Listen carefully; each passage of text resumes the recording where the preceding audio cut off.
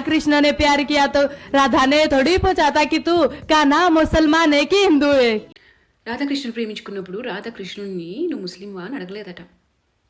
అరే అప్పుడు ఉన్నది మొత్తం సనాతన ధర్మం.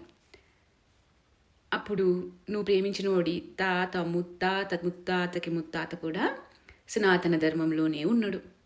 అప్పటికి నీ కట్మిర్చి అబ్దుల్లా మతం ఇంకా పుట్టలేదు.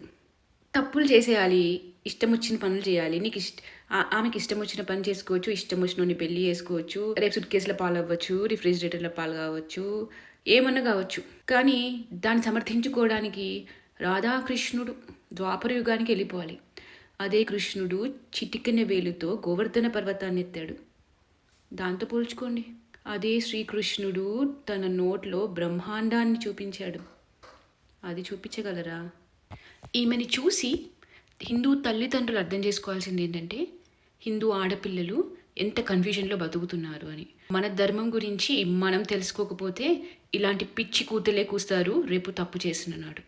మీ పిల్లలకి మన ధర్మం గురించి ఫస్ట్ చెప్పండి. లేదంటే ఇలానే నక్కకి నాగలోకానికి కనెక్షన్లు పెట్టి లాజిక్లు మాట్లాడతారు.